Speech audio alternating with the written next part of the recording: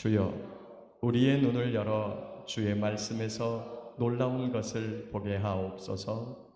아멘. 이에 예수께서 무리와 제자들에게 말씀하여 이르시되, 서기관들과 바리새인들이 모세의 자리에 앉았으니 그러므로 무엇이든지 그들이 말하는 바는 행하고 지키되 그들이 하는 행위는 본받지 말라.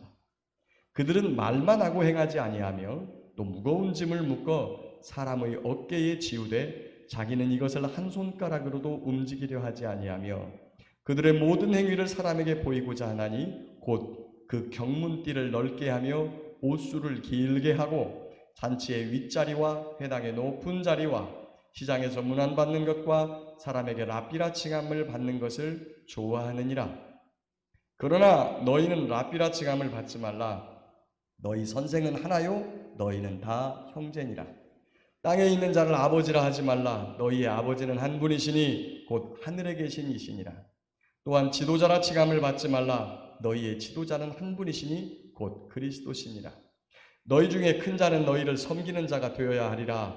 누구든지 자기를 높이는 자는 낮아지고 누구든지 자기를 낮추는 자는 높아지리라.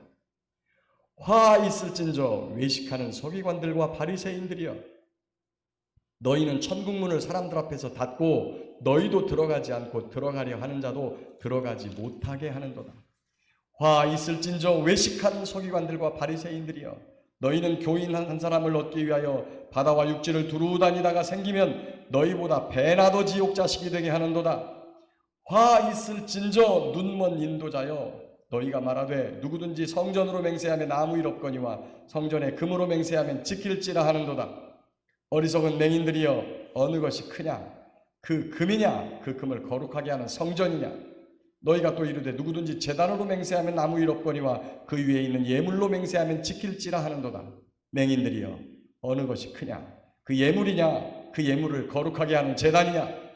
그러므로 제단으로 맹세하는 자는 그 제단과 그 위에 있는 모든 것으로 맹세하며 또 성전으로 맹세하는 자는 그 성전과 그 안에서 계신 이로 맹세하며 또 하늘로 맹세하는 자는 하나님의 보좌와 그 위에 앉으신 이로 맹세함이니라. 화 있을진저 외식하는 서기관들과 바리새인들이여, 너희가 박하와 회왕과 근체의 11조는 들이되 율법에 더 중한 바 정의와 긍휼과 믿음은 버렸도다. 그러나 이것도 행하고 저것도 버리지 말아야 할지니라. 맹인된 인도자여, 하루살이는 걸러내고 낙타는 삼키는도다. 화 있을진저 외식하는 서기관들과 바리새인들이여, 잔과 대접의 겉은 깨끗이 하되 그 안에는 탐욕과 방탕으로 가득하게 하는도다. 눈먼 바리새인이여, 너는 먼저 안을 깨끗이 하라. 그리하면 겉도 깨끗하리라. 화 있을진저 서기관들과 바리새인들이여, 회칠한 무덤 같으니 겉으로는 아름답게 보이나 그 안에는 죽은 사람의 뼈와 모든 더러운 것이 가득하도다. 이와 같이 너희도 겉으로는 사람에게 옳게 보이되 안으로는 외식과 불법이 가득하도다. 화 있을진저 외식하는 서기관들과 바리새인들이여, 너희는 선지자들의 무덤을 만들고 의인들의 비석을 꾸미며 이르되 만일 우리가 조상 때에 있었더라면 우리는 그들이 선지자의 피를 흘리는데 참여하지 아니하였으리라 하리니, 그러면 너희가 선지자를 죽인 자의 자손임을 스스로 증명함이로다. 너희가 너희 조상의 분량을 채우라. 뱀들아, 독사의 새끼들아, 너희가 어떻게 지옥의 판결을 피하겠느냐? 그러므로 내가 너희에게 선지자들과 지혜 있는 자들과 서기관들을 보내매 너희가 그 중에는 더러는 죽이거나 십자가에 못 박고 그 중에서 더러는 너희 회당에서 채찍질하고 이 동네에서 저 동네로 따라다니며 박해하리라. 그러므로 의인 아벨의 피로부터 성전과 제단 사이에서 너희가 죽인 바라가의 아들 사가랴의 피까지 땅 위에서 흘린 의로운 피가 다 너희에게 돌아가리라. 내가 진실로 너희에게 이르노니 이것이 다 이 세대에 돌아가리라. 예루살렘아, 예루살렘아, 선지자들을 죽이고 네게 파송된 자들을 돌로 치는 자여, 암탉이 그 새끼를 날개 아래 모음같이 내가 내 자녀를 모으려고 한 일이 몇 번이더냐? 그러나 너희가 원하지 아니하였도다. 보라, 너희 집이 황폐하여 버려진 바 되리라. 내가 너희에게 이르노니 이제부터 너희는 찬송하리로다 주의 이름으로 오시는 이여 할 때까지 나를 보지 못하리라 하시니라. 아멘. 참 무서운 말씀이 그냥 즐비합니다.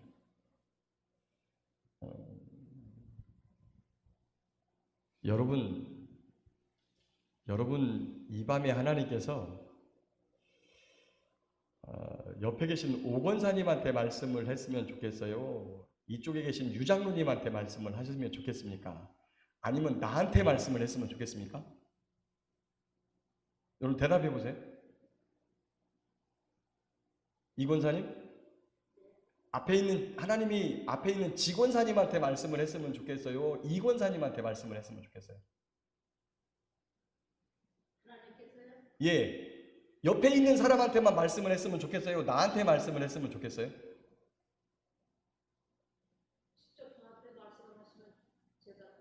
그렇죠. 우리는 말을 이렇게 합니다. 하나님이 나한테 말씀하셨으면 너무 좋겠다고. 그리고 그 말씀을 들으려고 하나님께 나아온 거예요.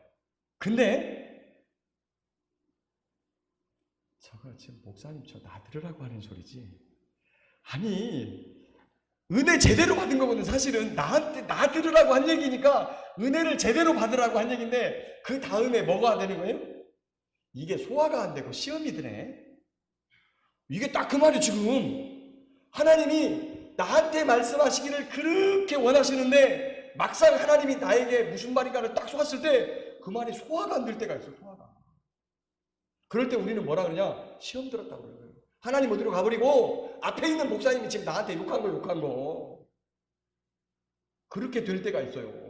여러분 그날은 여러분에게 하나님의 은혜가 임한 날이에요. 사실은 하나님이 나에게 말씀하신 거라니까. 그러니까 내 귀에 그렇게 들린 거예요. 나에게 말했다고 하는 게 들린 건데 이걸 내가 소화해내지 못한 거예요.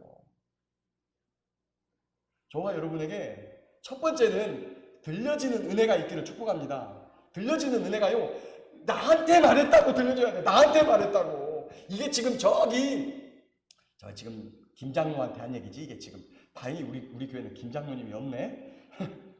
김장로한테 한 얘기지. 아이고, 권사님이 또 누굴 이야기하는데 권사님 또 성을 잘못 이야기했다가 또 우리 권사님들 시험 들까 보다.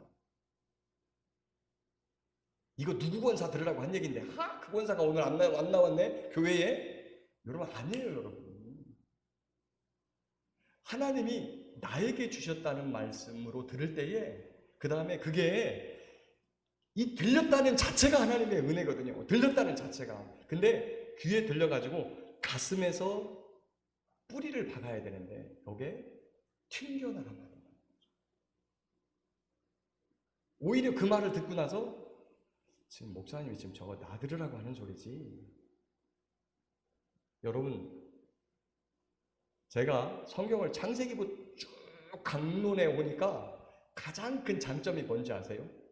성도들이 그런 시험은 잘 안 들더라는 얘기지. 오늘 본문에서 그걸 말씀하고 있어서 하는 얘기지 내가 누구 들으라고 하는 얘기가 아니에요. 근데 주제설교를 하시는 목사님들 있는 교회가 많은 성도들이 지금 저 목사님 나 들으라고 하는 소리지 이렇게 듣는 성도들이 너무 많다는 거예요.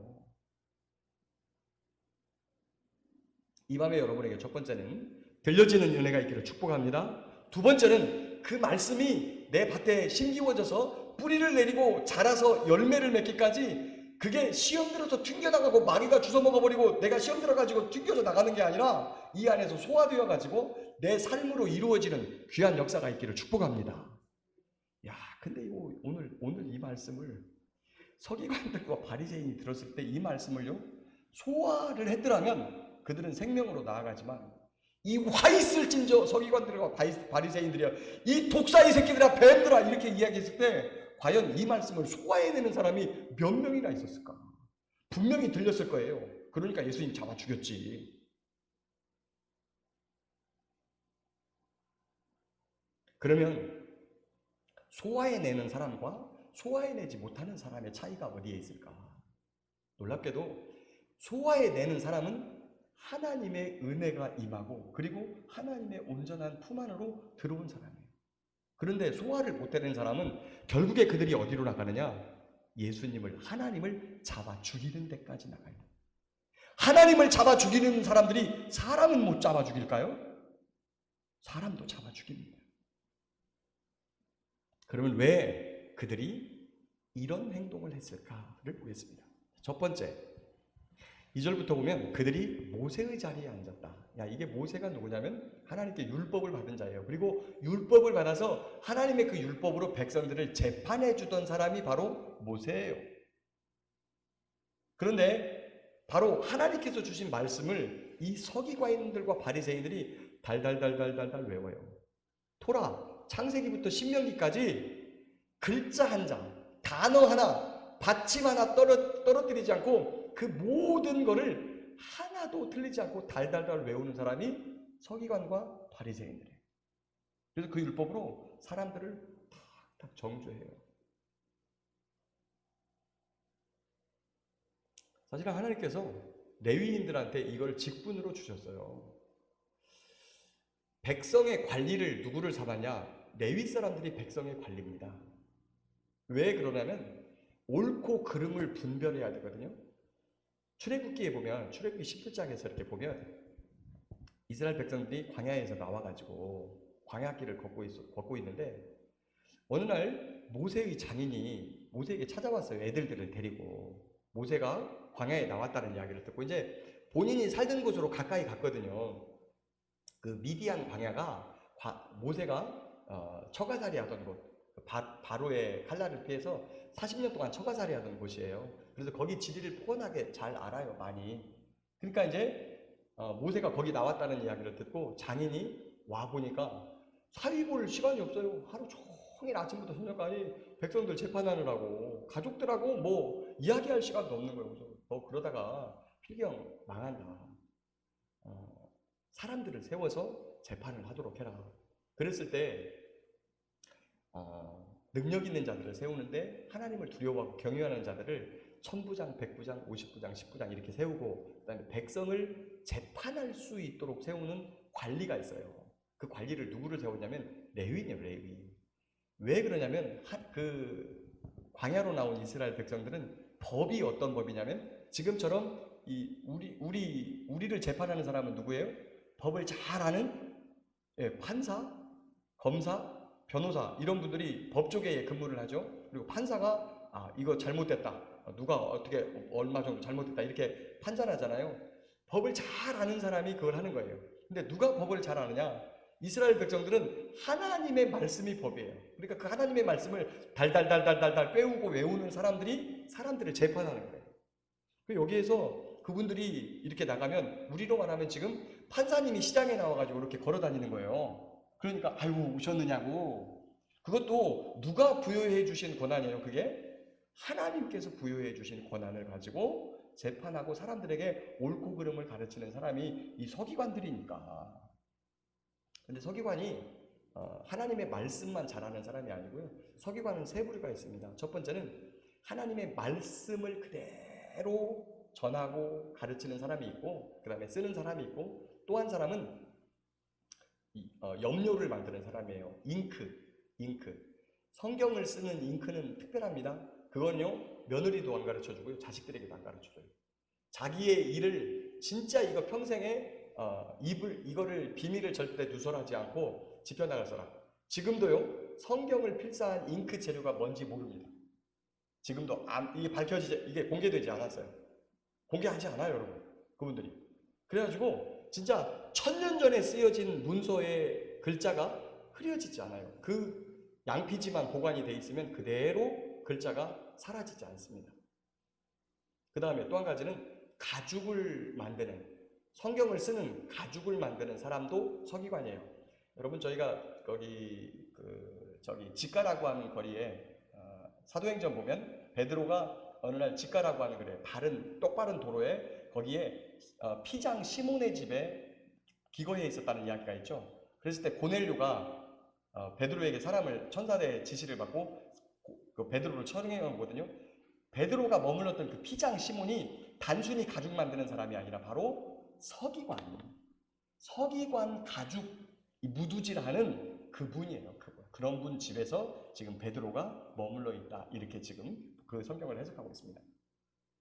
그래서 이렇게 서기관들은 사람들에게 하나님의 말씀을 가지고 있기 때문에 존경받는 사람이었어요. 그런데 오늘 본문 보니까 뭐라고 하냐면 자기는 하나도 하지 않으면서 사람들에게만 하라고 강요하는 사람이다, 이렇게 말합니다. 그리고 우리에게 주시는 한마디 말씀은 3절에 그들이 말하는 바는 행하고, 왜 그러냐면 그들의 말은 하나님의 말씀에서 나오는 것이기 때문이에요.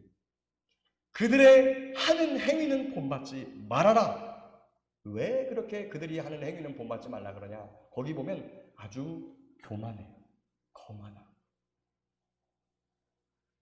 그리고 돈을 얼마나 좋아하는지 여러분, 지금도 이제 그 아론의 제사장들이 이런 두루마기를 두루마기가 아니고 두루마리 성경, 가죽의 양피지에 이렇게 써여져 있는 이 토라를 직접 가지고 있는, 1000년이 넘은 토라를 가지고 있는 사람들이 있습니다.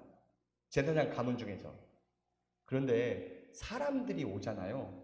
그러면 그거를 말려져 있는 거 한 번 보기만 하면, 한 번 보는 데만 한 10만 원 정도 받아요. 한 10만 원. 말려져 있는 거 보는 거. 자, 제사장이 직접 본인이 펴서 한쪽 조금 보게 해주면 한 30만 원 받아요. 본인이 들고 여기 앞에서 그 하나님 말씀, 서기관들이 기록해가지고 한 1000년 동안 보던 이 말씀을 본인이 여기 와서 한 만져보고 펼쳐지는 데는 한 500만 원 줘야 이거 펼쳐봐요.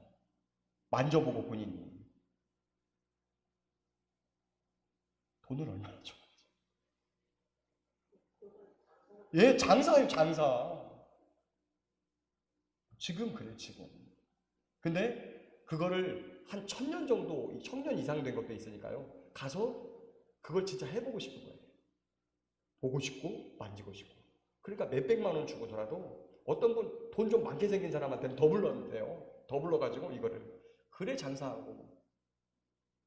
지금 저기 미국에 코헨 대학교라고 있어요.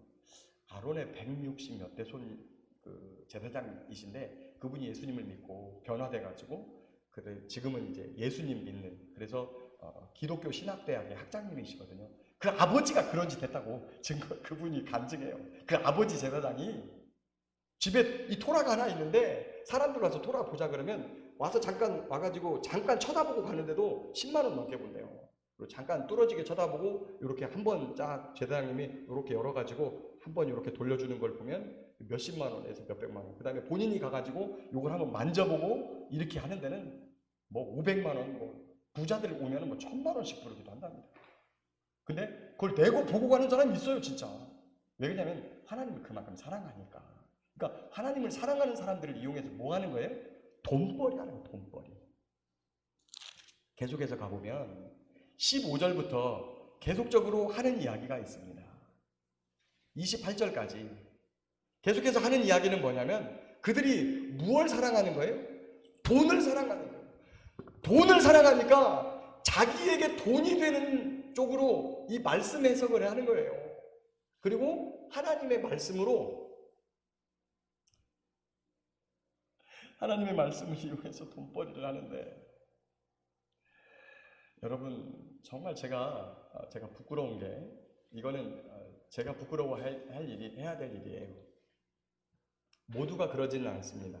모두가 그러지는 않는데 최근에 대한민국 교회의 목회자상을 우리가 똑바로 알아야 돼요. 저를 비롯해서 여러분이 지금 뭘 잘못하고 있는지를 봐야 돼요. 저는 제가 신학대학원에서 중세교회사를 배울 때 교수님으로부터 어떤 큰 가르침을 받았냐면 평생의 가슴에, 머리에 남아요. 기독교에 이단이 발생하면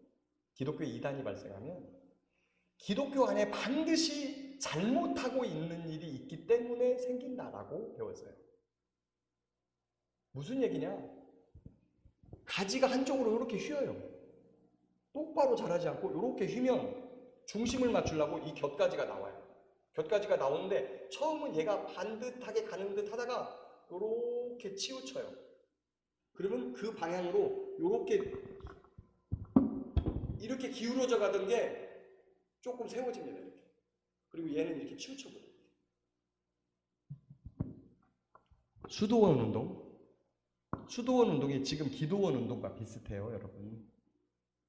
근데 수도원 운동의 핵심을 가만히 들여다보면 열왕기상을 보고 있는 태요. 열왕기상. 열왕기 상하. 열왕기 상하에 보면 이스라엘 백성들이 그렇게 하나님을 섬기고 그 다음에 이스라엘 왕들도 하나님께로 전심으로 돌아갔는데 뭐는 없애지 못하느냐? 산당은 없애지 못했다 이런 얘기예요. 산당이 뭡니까? 당시에 산당은요 산꼭대기 높은 곳에 있었어요. 왜 높은 곳으로 갔을까요? 하늘의 하나님과 조금 더 가까운 곳으로 가서 하나님을 만나겠다 이러는 거예요.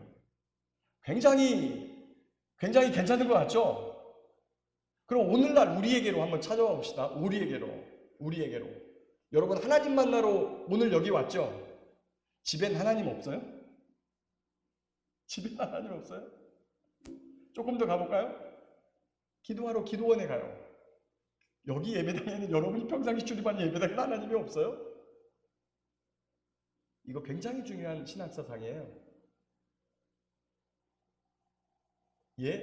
물론 아주 단기간 내에 내가 작정한 일이 있어서 하나님과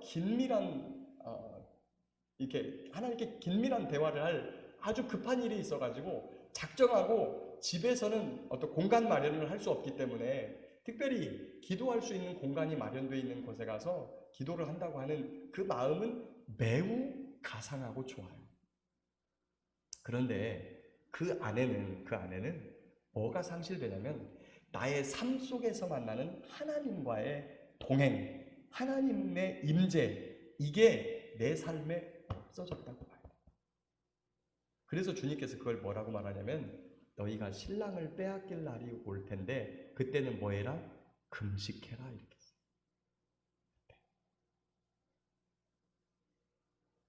그런데 기독교 안에 잘 가다가 수도원 운동이 벌어져요. 수도원 운동이 왜 벌어졌을까요? 왜 그러냐면 기독교가 너무나 도덕적으로 이성적으로만 나가는 거예요.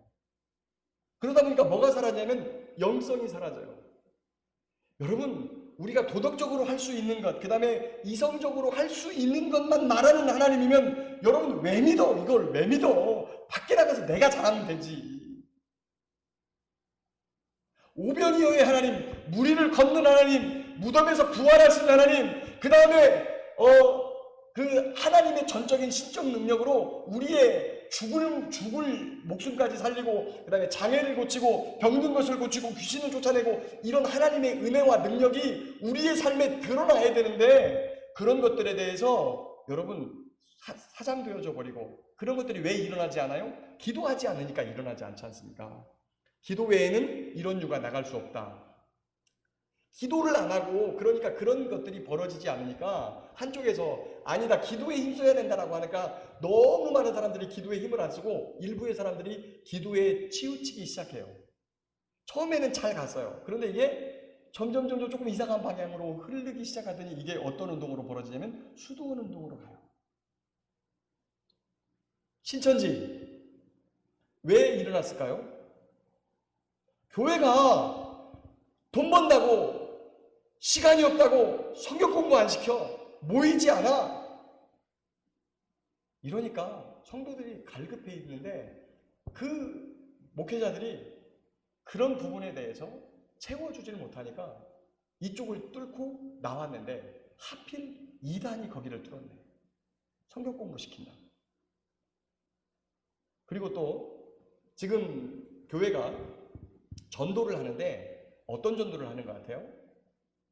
교회가 구원받은 사람, 저 사람들의 영혼을 살리고 구원 얻으려고 전도를 하는 거예요.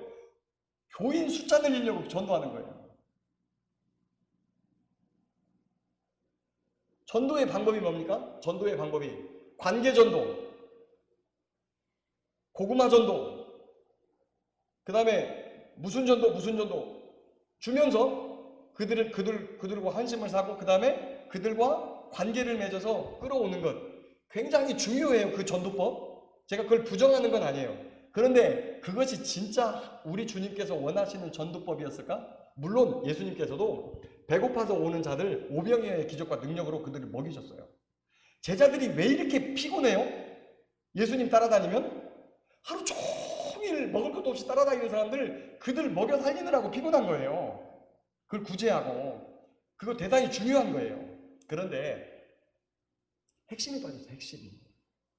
뭐가 빠졌냐? 예수님이 이 땅에 뭐 하려고 왔어요? 예수님 사역 중에 가장 핵심이 뭡니까? 십자가 사역이잖아요.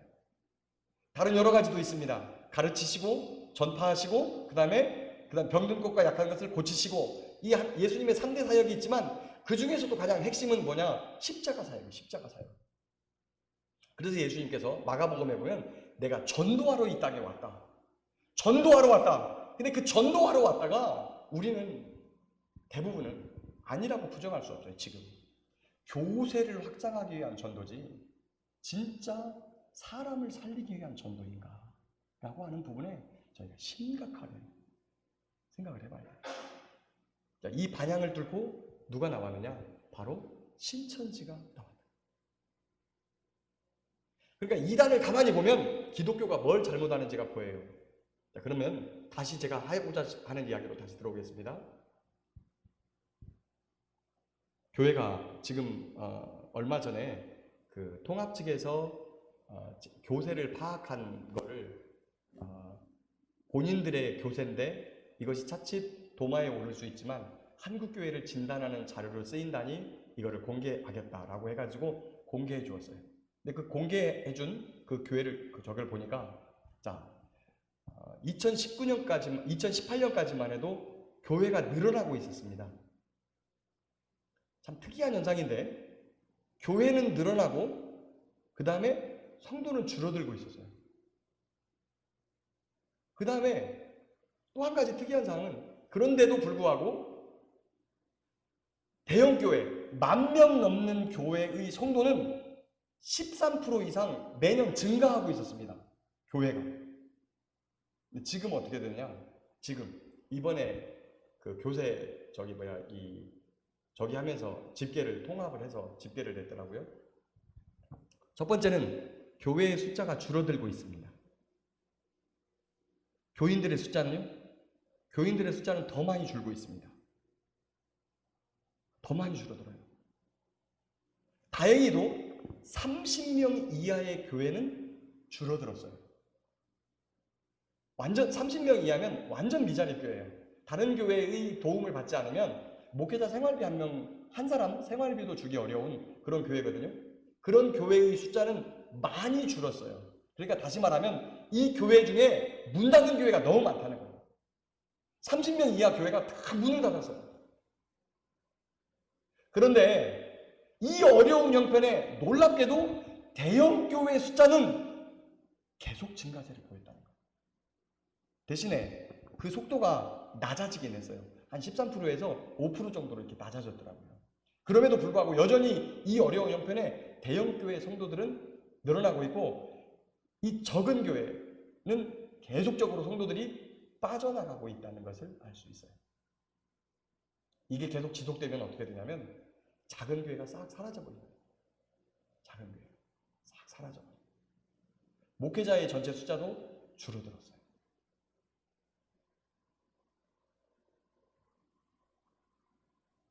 근데 시내 가면은 상가에서 아주 어렵게 교회를 목회를 하시는 목사님들이 계십니다. 그 중에 여자 목사님들이 최근에 상당히 많아요. 여자 목사님들이. 는 여자 목사님들이 어떤 목회를 할까요? 가서 보면 여자 목사님들이 가만히 목회를 해서 가서 보면 저걸 어디서 배웠을까 이런 생각을 할 정도로 조금 이상한 일을 하시는 분들이 꽤 많아요. 이거 여자 목사님들을 빗대어서 하는 얘기가 아닙니다. 본질을 끝까지 들어보면 아세요. 그러니까 오해하지 말고 들으세요. 저 목사님들이 어디서 저런 목회를 배웠을까? 어디서 배웠을까요? 본인이 집사로 있을 때 담임 목사님이 하는 걸 그대로 하는 거예요. 그대로. 제가 목회를 해보니까 그렇더라고요. 제가 여러분 목회를 이걸 어디서 배워왔을까요? 제가 신앙생활 하던 교회에서 그 다음에 제가 부교육자로 7년 동안 있던 교회에서 제가 배운 거예요. 이게 배운 거. 그분들을 뭐라고 할 게 아니라 그분들을 가르쳤던 이 목사님들이 그렇게 목회를 했기 때문에 그렇게 한다는 거예요. 그러면 그 목사님들이 이렇게 하라고 여러분 이렇게 말로 가르쳤을까요? 아니요. 아무리 못난 목사도요. 말은 그렇게 하지 않습니다.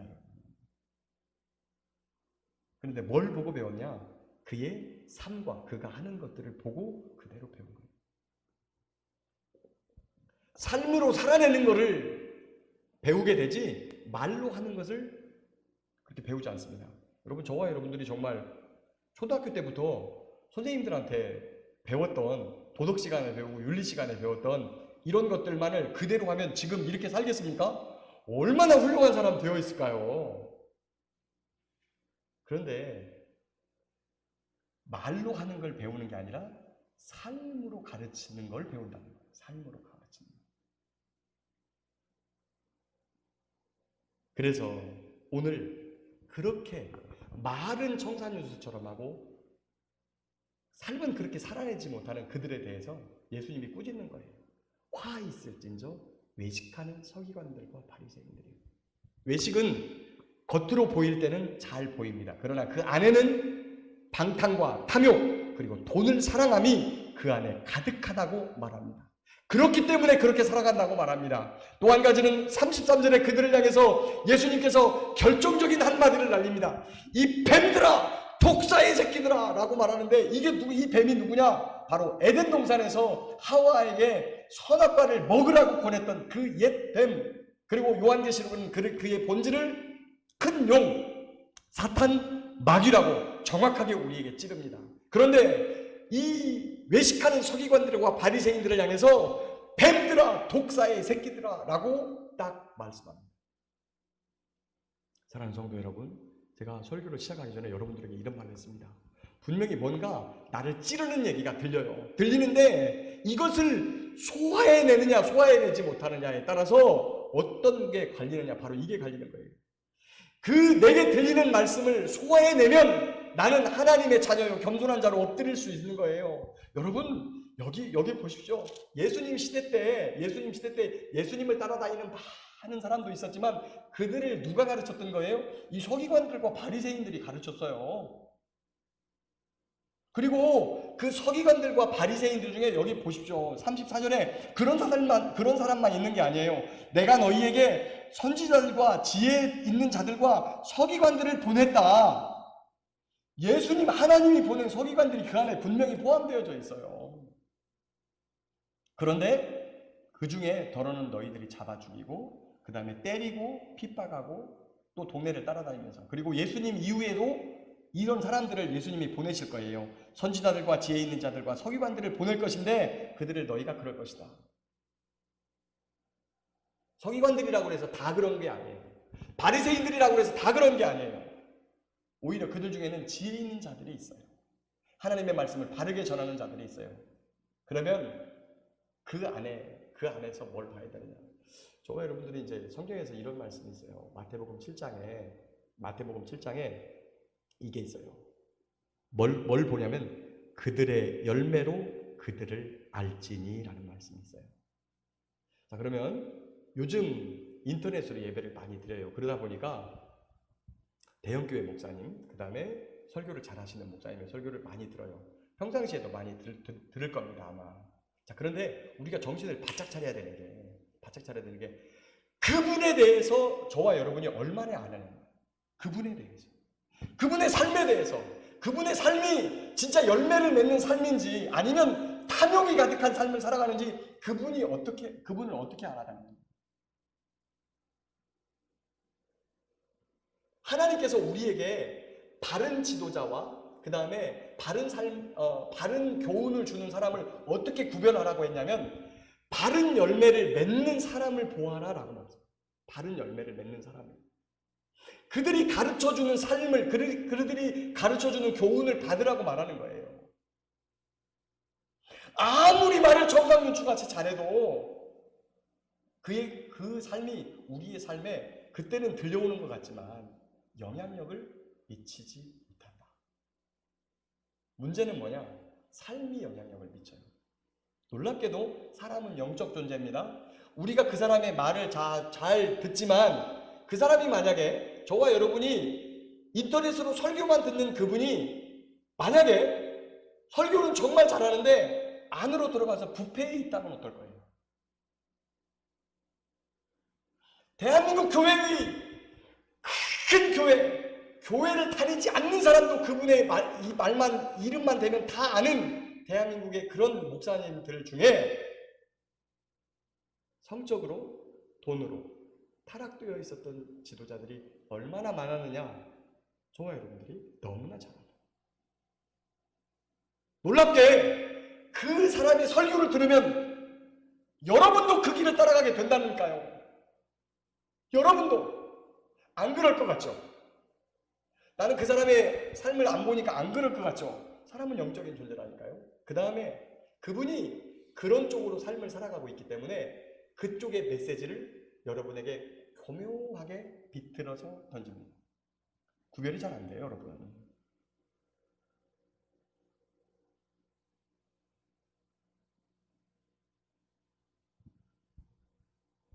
그래서 우리에게 경고하시는 말씀을 드려야 돼요.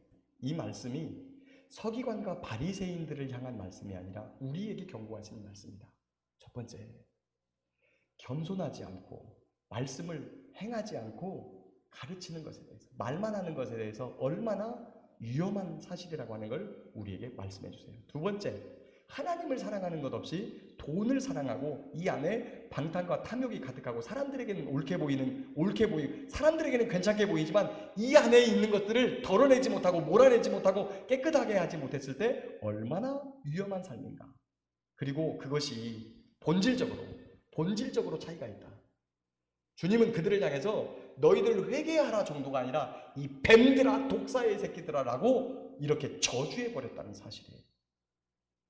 우리 안에 하나님을 믿고 있고 하나님을 따라가지만 여전히 변화되지 못한 우리의 삶이 아직도 30년, 50년, 60년씩 자리 잡고 있다는 것은 혹시나 내가 원래의 뿌리가 뱀과 독사의 뿌리는 아닌지를 살펴보아야 된다는 거예요. 그렇다면 엎드려서 처음부터 다시 해야 되겠죠. 주님, 제 안에 들어와 주십시오. 제가 이렇게 30년, 50년, 60년을 예수 믿었는데 아직도 이런 모습으로 돈을 사랑하고 겸손하지 못하고 이런 모습으로 살아가는 걸 보니 내가 아직도 뱀의 새끼인 것 같습니다. 라고 주님 앞에 엎드릴 수 있는 사람이 바로 하나님의 자녀인 것이죠. 들려왔다고 하는 것은 하나님이 우리에게 은혜를 주신다고 하는 그 결정적인 증거인데 들려왔을 때 이것을 튕겨내고 뭐라고 하는 거예요? 지금 나한테는 아니야. 이거는 뭐 누구 권사, 누구 장로 들으라고 하는 얘기지. 이거 나한테 하는 얘기 아니야. 이거 누구 목사 들으라고 하는 얘기지. 김 목사 들으라고 하는 얘기 아니야. 라고 들어버리면 그것은 하나님의 은혜를 던진 자입니다. 저와 여러분 어디에 설 것입니까? 하나님의 은혜를 받은 자여야 합니까? 아니면 하나님의 은혜를 던진 자여야 합니까? 듣는 귀가 열리고 깨닫는 마음 주셔서 그 말씀을 겸손함으로 섬기고 우리 안에 있는 더러운 것과 탐욕들을 버리고 주님 앞에 엎드리는 저와 여러분들 되시기를 예수님의 이름으로 축복합니다.